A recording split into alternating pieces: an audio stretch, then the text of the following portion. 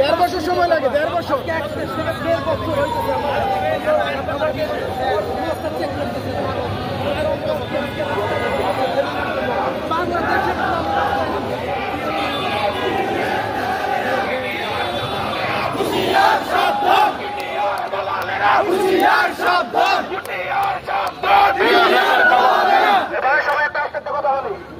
আপনারা করে এখানে আসেন নমস্ত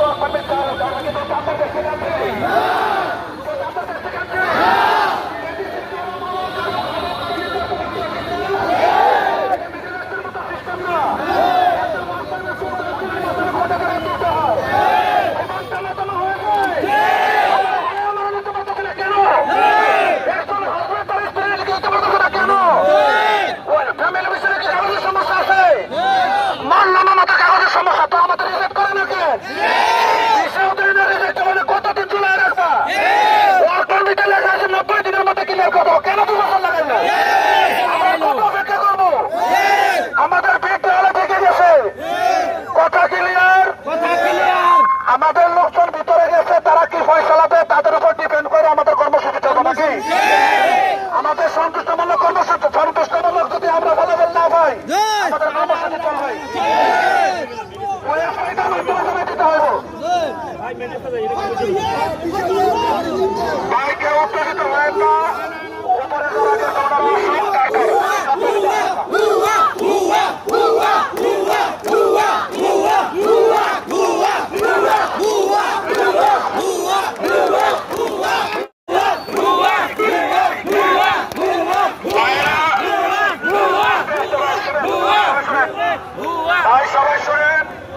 আমরা সবাই শান্তিপূর্ণ ভাবে আছি। অতীতে ছিলাম, এভাবে 4 বার আন্দোলন হয়েছে, কোনো বিশৃঙ্খলা হয়েছে? এইবারে হবে না। আমরা কোনো বিশৃঙ্খলা চাই না। আমরা ভবিষ্যতে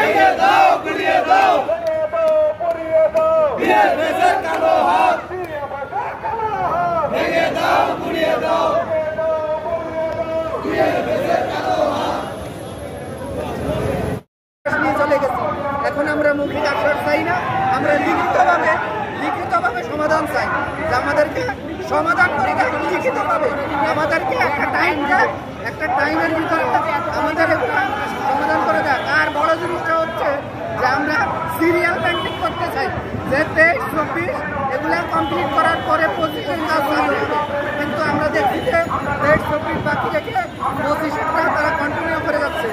তো আমাদের সরকারের কাছে অনুরোধ যে আমরা বাংলাদেশি হওয়াতে কোনো ভুল করেছি না, প্রবাসী হওয়াতে ভুল করেছি। আমরা একসময় রেমিটের যোদ্ধা ছিলাম, এখন রাস্তার বকিল হিসাবে হয়ে গেছি। আমরা রাস্তাঘাটে চলাফেরা করতে পারতেছি না, বন্ধু বান্ধব টিটকারি মারতেছে, আত্মীয় স্বজন টিটকারি মারতেছে, শ্বশুর বাড়িতে গেলে টিটকারি মারতেছে। আমরা কি বাংলাদেশের জনগণ না, বাংলাদেশের মানুষ না, আমরা বাংলাদেশের নাগরিক না?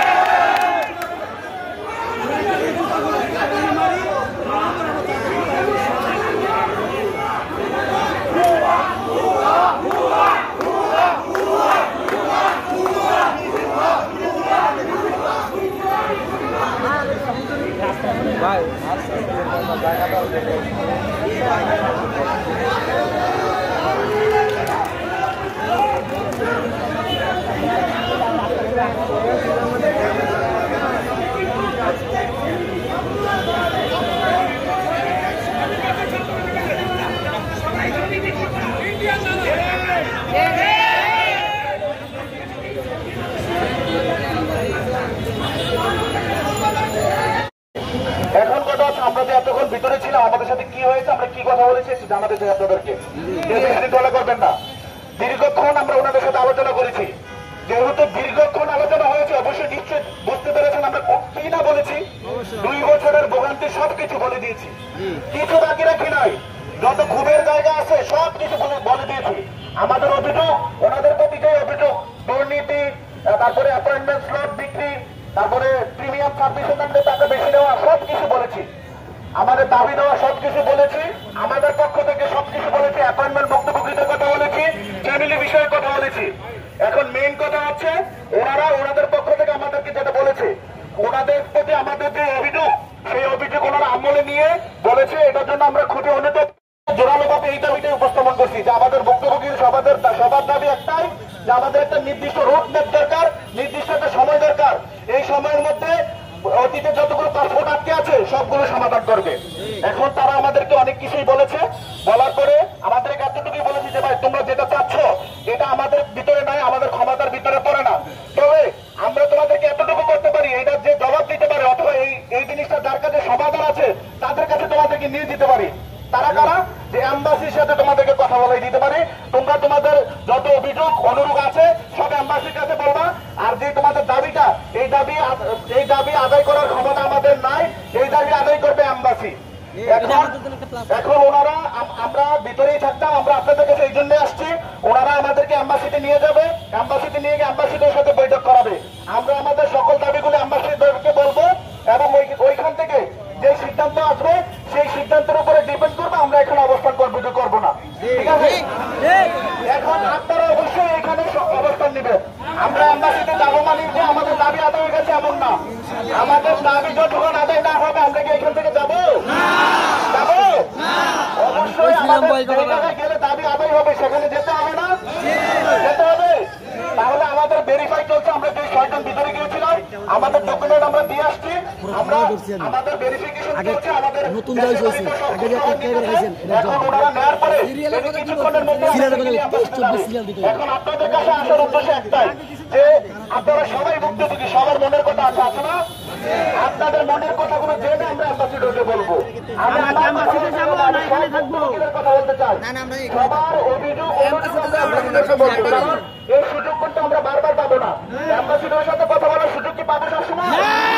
যেহেতু সুযোগ পেয়েছি, এই সুযোগকে হাতছাড়া করবো। এখন কথা হচ্ছে আপনারা কে বিশৃঙ্খলা করবেন না। আমরা শান্তিপূর্ণভাবে কতগুলো কোটেশন তৈরি করবো সবার সহযোগিতা নিয়ে, যেগুলো আমরা অ্যাম্বাসিডরের কাছে অভিযোগ করবো এবং কি দাবি জানাবো যে এইগুলো আপনি এই নির্দিষ্ট টাইমের ভিতরে পূরণ করতে হবে। আরেকটা বিষয় বলি, যে 1 মাসের ভিতরে আমাদের আটকে থাকা ডকুমেন্টগুলি নিষ্পত্তি করতে হবে। এই সেম দাবিটাই আমরা আবার অ্যাম্বাসিডরকে বলবো, 1 মাসের ভিতরে যতগুলো ডকুমেন্ট আটকে আছে সেগুলো নিষ্পত্তি করতে হবে। এটা হচ্ছে মেইন দাবি। তারপরে আমরা আরো কয়েকটা দাবি আপনাদেরকে নিয়ে গোছাবো, ঠিক আছে? এই জন্য আপনাদের কাছে আসছি, আপনারা আমাদের ভাইকে বিশৃঙ্খলা করবেন না।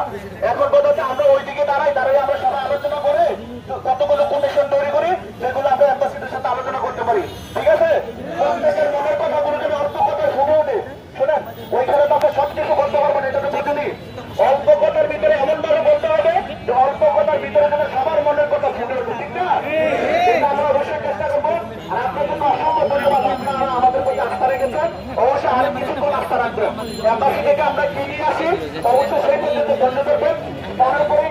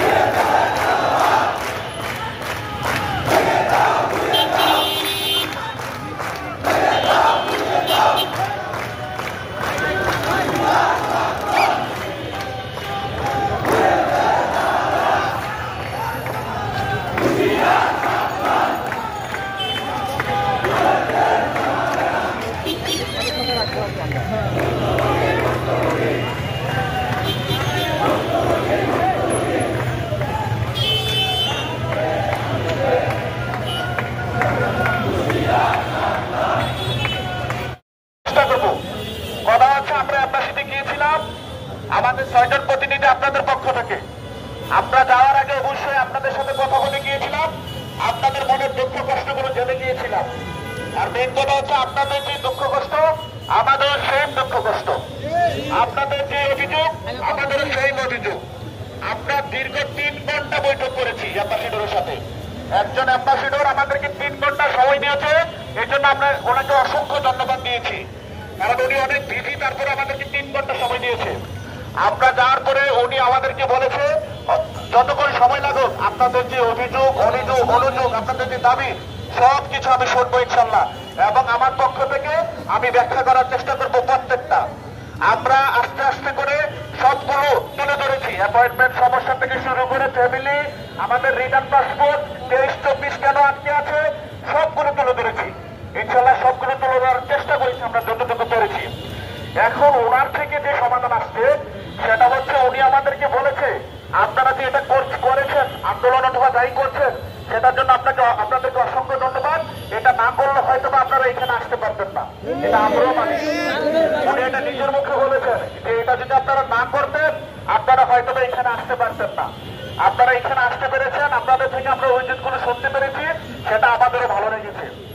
এখন আমাদেরকে উনি বলেছে আপনাদের যে অভিযোগ কেন আপনাদের 22-23-এর আবেদনগুলো আটকে আছে এগুলো আমরা বারবারই আপনাদেরকে এক্সপ্লেইন করার চেষ্টা করেছি। তারপরে এখন আমরা বলি আপনারা যদি আমাদের কাছে নাও আসতেন আগামী 2 মাসের মধ্যে ইনশাল্লাহ আপনাদের এটা সমাধান হয়ে যেত। যেহেতু আপনারা আসছেন তারপরেও বলি আমরা মাথা কথাকে শেষ হতে দিবেন। উনি বলছেন যে আমরা এইটা নিয়েই কাজ করতেছি। আপনারা হয়তো বা জানেন কিছুদিন আগে ইতালি স্বরাষ্ট্রমন্ত্রী এসেছিল, উনি আমাদেরকে বলছে ইতালি স্বরাষ্ট্রমন্ত্রী আমাদের এই বিষয়টা নিয়ে কথা বলার জন্য এসেছিল। আমাদের মধ্যে একটা বড় কনসেপ্ট ছিল যে ইতালি স্বরাষ্ট্রমন্ত্রীর কাছে হয়তো আমাদের বিষয়টা বলা হয় নাই, ঠিক না? আমরা সবাই এটা মনে করেছিলাম। উনি বলেছেন যে ইতালির যে স্বরাষ্ট্রমন্ত্রী এসেছেন আপনাদের এই বিষয়টার জন্য এসেছিলেন এবং কি উনি যাওয়ার পরে এই বিষয়টা নিয়ে কাজ করতেছেন এবং কি খুব দ্রুত এই জিনিসটা সমাধান হবে আপনাদের বিষয়টা। তবে হ্যাঁ, যারা ভিসা পেতে চান, যারা মনে করেন আমার কাগজটা অরিজিনাল, তাদেরকে একটা কাজ করতে হবে। যেহেতু আপনাদের এটা সাসপেন্ড আকারে আছে, আমরা সবাই জানি মোটামুটি আমাদের আবেদনগুলো সাসপেন্ড হয়ে আছে, জানি না? সবাই জানি একটা আইনে দ্বারা দেখি ওনারা সাসপেন্ড করছে। এখন উনি বলছে আপনাদের যে আবেদনগুলো সাসপেন্ড হয়ে আছে এইগুলোকে আবার আপডেট করতে।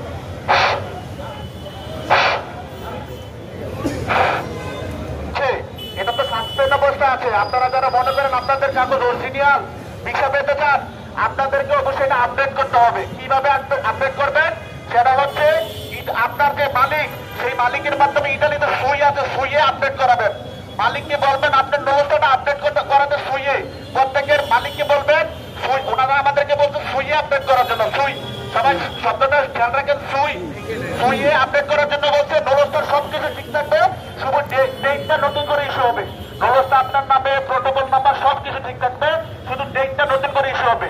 সইয়ে আপডেট করার পরেই অ্যাম্বাসির কাছে এগুলো শো করে, তারপরে অ্যাম্বাসি এগুলোটা কাজ করতে থাকে।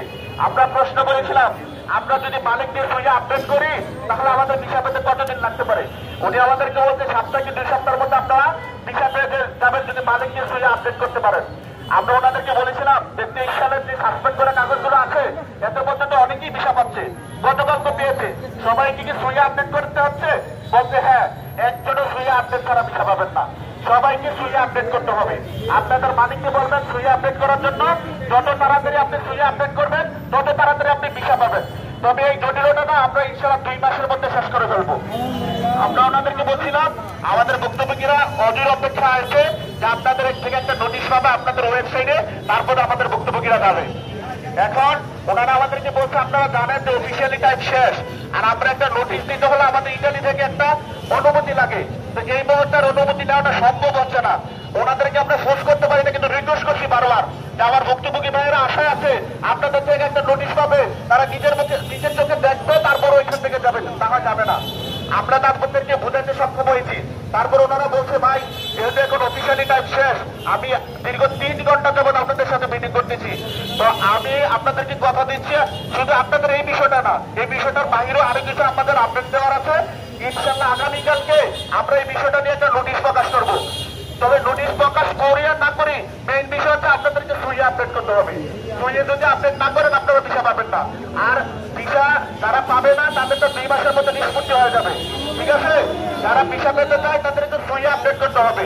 অ্যাপয়েন্টমেন্টের যে বিষয়টা, অ্যাপয়েন্টমেন্ট যারা সাসপেন্ডের মধ্যে আছেন তারাও সইয়ে আপডেট করতে হবে, ঠিক আছে? রিইস্যু করতে হবে। যারা অ্যাপয়েন্টমেন্টে আপনারা সাসপেন্ড অবস্থায় আছেন, সাসপেন্ডের পরে যারা পেয়েছেন তাদেরটা ভিন্ন, সাসপেন্ডের আগে যারা পেয়েছেন তাদেরকেও সইয়ে আপডেট করতে হবে, ঠিক আছে? আর ফ্যামিলির বিষয়টা নিয়ে ওনারা কাজ করতেছে, এটা আসলে দৃশ্যমান। ওনারা হচ্ছে আমরা ফ্যামিলি নিয়ে কাজ করতেছি, ফ্যামিলি নিয়ে কোনো সমস্যা নাই, ফ্যামিলির বিষয়টা অতি দ্রুত সমাধান হয়ে যাবে, এটা নিয়ে তারা কাজ করতেছে। তারপরে ওনারা আমাদেরকে অনেক কিছুই বলেছে, আমাদের কি কারণে আজকে আমরা এই জটিলতার মধ্যে পড়ে আছি। তারা আমাদেরকে এটাই বুঝাইছে যে আপনারা যে জটিলতার মধ্যে আছেন সেটা আসলে আপনাদের কারণে। আমরা ইন্টারনেটে সবসময় অপেক্ষা আছে আপনাদেরকে দেওয়ার জন্য, কারণ আমরা শ্রমিক হিসাবে আপনাদের মধ্যে লোকই চাই, সৎ নিষ্ঠাবান লোকই চাই। কিন্তু আজকে যে জটিলতার মধ্যে আপনারা পড়েছেন সেটার জন্য আপনারা দায়ী। কিভাবে দায়ী? ওনার পক্ষ থেকে উনি এক্সপ্লেন করার চেষ্টা করেছেন যে আমরা বিভিন্ন মাধ্যম থেকে টাকা দিয়ে নিয়েছি, অথবা এই সেই অনেক কিছু, একটা কাগজকে 10টা করেছি, অনেক কিছুই বলেছে। এখন উনি আমাদেরকে বললো যে আমি প্রতিদিন 10টা পর্যন্ত কাজ করি, আমি একজন ডেপুটি অ্যাম্বাসেডর, আমি 10টা পর্যন্ত কাজ করি শুধু এইটা নিয়ে, আপনাদের এই বিষয়টা নিয়ে। এই যে আমি 3 ঘন্টা নষ্ট করলাম, আপনাদের সাথে কথা বললাম, এই 3 ঘন্টা কিন্তু আপনাদের কাজই করতাম। যেহেতু আপনাদের কাজ করতে পারছি না, এটা আপনাদেরই ক্ষতি। এখন আমি প্রতিদিন কাজ করতেছি, ইনশাল্লাহ খুব দ্রুত সময়ের মধ্যে আপনাদের এগুলো সমাধান হয়ে যাবে। এটা আমাদের অবশ্যই একটা অর্জন। আমরা যদি ঘরে বসে থাকতাম এটা আমরা পেতাম না, কখনই না। এখন করতে চাই ওনারা আমাদেরকে এটাই বলছে, আপনারা